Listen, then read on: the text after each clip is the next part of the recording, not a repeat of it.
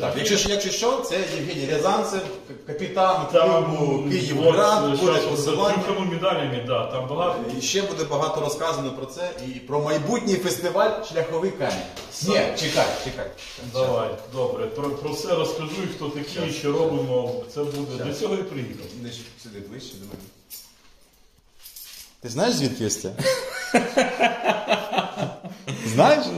Ну, блін, як ти думаєш, знаю я Звідки це? Дійсно, а звідки ж це? Коли це було? Ну, почався «Шляховий камінь» в 7-му році, але там було дуже багато різних призів і сувенірів. Тож з якого саме «Шляхового каменю» це і сувенір? Це, мабуть, один із перших, один із перших. 7-й чи 8-й рік. Да. Десь так. А зараз який рік? Ну, ти рахуй. Ти ще 23-й зранку був. Блін, Це вже 16 років? Стоп, 16 років? Я вже старпер, блін. Ти будеш розказувати, бо я щас не в курсах. Друже, дивись, ну, по-перше, трошки про саму концепцію. Так, концепція. Далі, я буду розповідати дуже коротко про трансформацію, тобто буквально там декількома реченнями.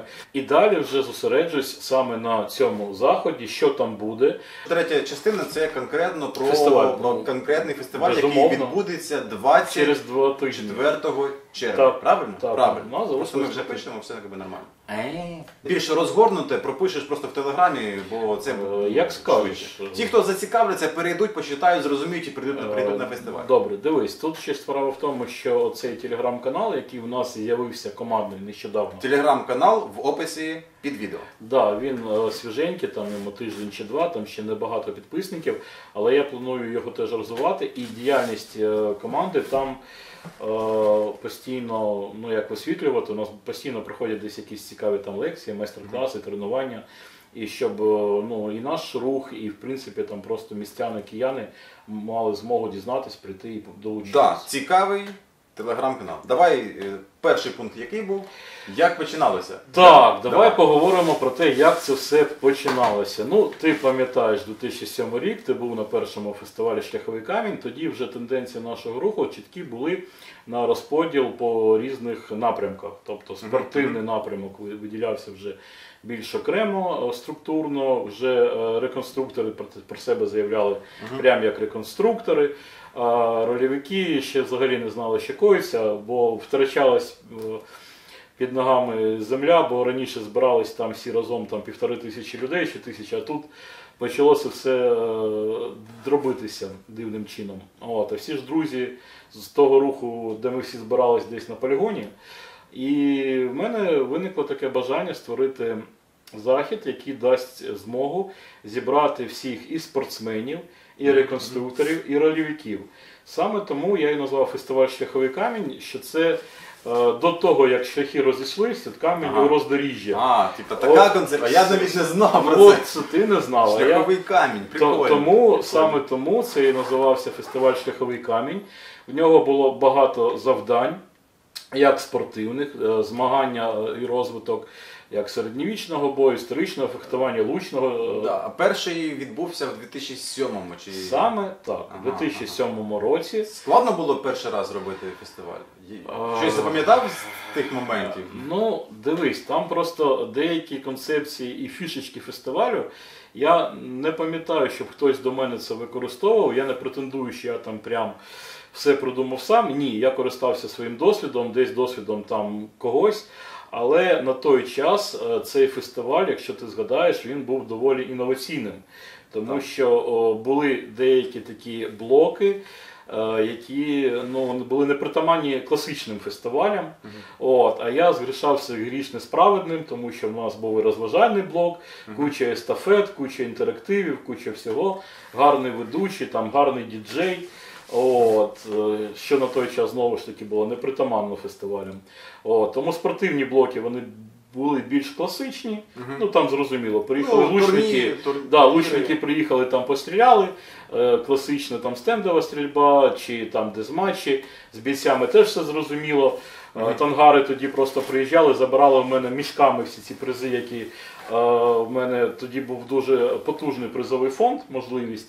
І ну, просто там роками вони приїжджали, і більшість за переможці перших місць, там, більшість номінацій спортивних, забрали, просто мішок в автобус згрузили там купу обладунків, бо тоді ще можна було якось так преміювати там соломами і всім іншим.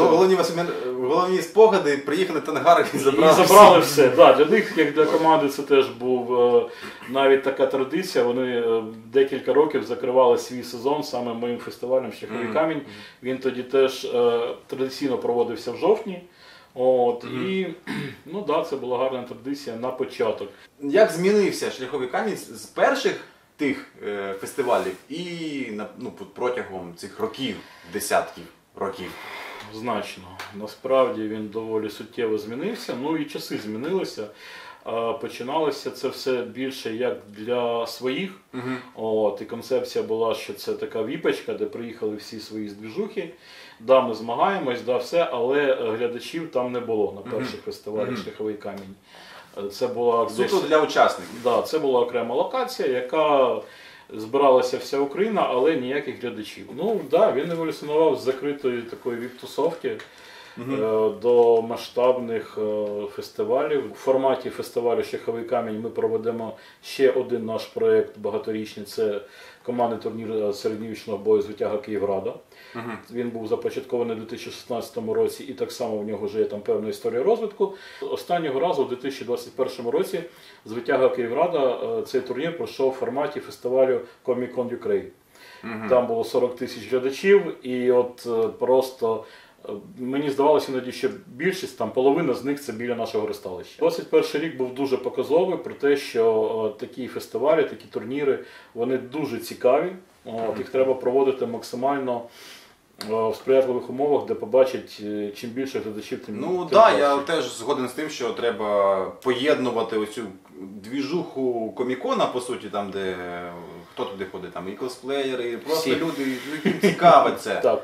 І об'єднувати з нашою двіжухою, тому що це дуже, мені здається, це тотожні речі, якими можна займатися паралельно з іншими видами хобі, і дуже круто це. От, тому, да, розповім. Тобто от, спортивна складова – це наш турнір середньовічного бою, це турнір лучників, це зрозуміло. Але лекції будуть як з розрахунком на тих, хто цікавиться історією. Окремо буде лекторій у нас у зброярні, там, де ми запросили відомого археолога, вченого Сергія Тараненка з презентацією його книги. В нього багато книг. Він ну, багато років, вже там більше 20, займається археологічним дослідженням Києва, Подолу. Там, ну, тобто йому є що розповісти з наукової точки зору. От, і він написав нещодавно цікаву книгу, яку теж, я вважаю, варто про неї знати. Будуть також підготовлені лекції по історії костюму, по історії кухні, по середньовічному бестіарію. Тобто це от така більш, скажімо, історична складова, окрема локація. Буде інша локація, де буде проводитись такмет навчання, ну такий вишкіл, експрес-вишкіл, саме основне, тому що за годину небагато розкажеш, це занадто. Ази для ознайомлення. Саме так, саме от таке, що треба знати, самі ази. Так саме ази до нас військові приїдуть розповісти про основи саперної справи, що теж треба знати, де чого боятися, не підіймати і як поводитись, кого викликати. От, запросив, буде в нас лекція на тему локалізації комп'ютерних ігор українською мовою, що теж доволі цікава тема, там досвідчена людина, яка цим займається доволі плідно. Я про всіх спікерів окремо виклав в нашому телеграм-каналі всі їх регалії, заслуги, звання і все інше. Ну, справа не в регаліях, а в тому, що ми запросили до себе доволі цікавих, відомих людей. Так само от з нашої двіжухи буде Аджей Чернявський, АК «Змій». От, він іноді до чарівного світу кіно має відношення, ну це я так кокетнічую, бо він, в принципі, доволі щільно співпрацює. І буде розповідати нам смішні історії, як взагалі в кіно знають про історичну реконструкцію. Ну, де кіно, де історична реконструкція, це болюча тема, тому ми всі разом посміємося. Так, зараз форматі фестивалю проводиться збір для наших військових на південному напрямку. Частина спорядження, яке постраждало, потребує відновлення, також форма нова, там, взуття і все інше. Вже певна сума була зібрана і спорядження закуплене, відправлене, але збір триває. І от для всіх, хто прийняв участь у цьому зборі і прийде на фестиваль до нас, все на фестивалі безкоштовно. Повністю вхід вільний, все безкоштовно. Але для тих, хто красунчики і доєдналися до цього збору, ми облаштуємо в форматі нашої фотозони з історичним костюмом обладунком окремо під локацію, де буде стояти трон, мантія, корона, там ще щось красиве, і це буде суто для тих, хто задонатив на ЗСУ в форматі цього збору. Або просто донатить на ЗСУ, і він може там показати цей скрін. Тобто всім цим красунчикам. Це буде окремий ексклюзивний фотосет. Все, ну, от як я кажу, безкоштовно. Да. Тобто донатьте на ЗСУ. Це Допомагайте. дуже важливо. Допомагайте, донатьте разом до перемоги. От. І ще в нас буде приємні, знову ж таки, подарунки для донаторів. У нас є дуже талановиті в команді дівчата, які розмалювали гільзи.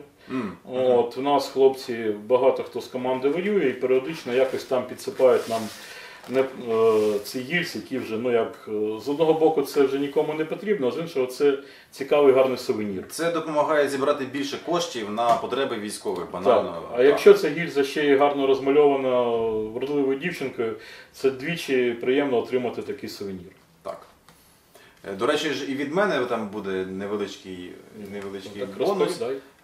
Я передав декілька брелочків, ось на фотографії вони. І ви будете мати можливість отримати ці брелочки на цьому фестивалі. Більше інформації про те, як отримати призи, буде в телеграм-каналі Київград. Ще б я хотів окремо подякувати. Просто фестиваль, там це конгломерат дуже цікавих людей і, я б навіть сказав, структур, тому що взагалі цей фестиваль буде проходити, це плановий захід Міністерства освіти і науки України. От, але це, тобто це якби офіційно навіть воно там вписано? Більш ніж все дуже офіційно. Цей фестиваль ще був закладено його проведення в 22-й рік. 22-го року зрозуміло, що це було не до фестивалів. Зараз, ну, умовно, змога ця з'явилася, обмежені, звісно, ресурси. І нам треба було прийняти рішення, чи будемо ми проводити цей фестиваль чи ні. Багато хто долучився як партнери, ну, більше як інформаційного формату. От. А от один партнер, який його залучення до цього проєкту прям вплинуло на наше рішення, що проводити таки треба, це фірма Game Funcraft. От, завдяки їм у спортсменів будуть цікаві призи, вони нам забезпечили призовий фонд, кубки, там, медалі і все інше. От, ну, якщо вже є кубки і медалі, то вже не соромно запрошувати спортсменів на змагання. Так.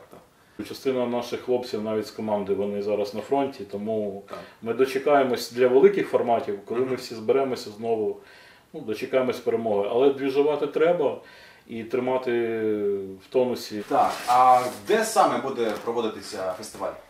В цьому році на території Українського державного центру позашкільної освіти Кловський узвіз 8. Там облаштовані офіційні сховища. О, це дуже важливо, так. Так, саме тому і стало можливим проведення фестивалю в цьому році. От, бо інакше ми б не взялися його проводити. І що зручно, це 5-7 хвилин від метро Кловськ-Арсенальне, це Печерськ. Тобто для того, щоб побачити ці всі змагання, лицарів, лучників, лекції, майстер-класи, фотозони, містянам не треба буде десь кудись далеко їхати, це все поруч, це все безкоштовно, в центрі міста. Взагалі, ну, тут треба їхати, ну, по-любому. Ну що ж, вся інформація в описі під відео, є посилання. Я вважаю, що всі повинні були вже зацікавитися і бути готовими приїхати 24 червня. Яка адреса? Кловський узвіз 8, Український державний центр позашкільної освіти. Да. Дякую всім за увагу. Всім пока.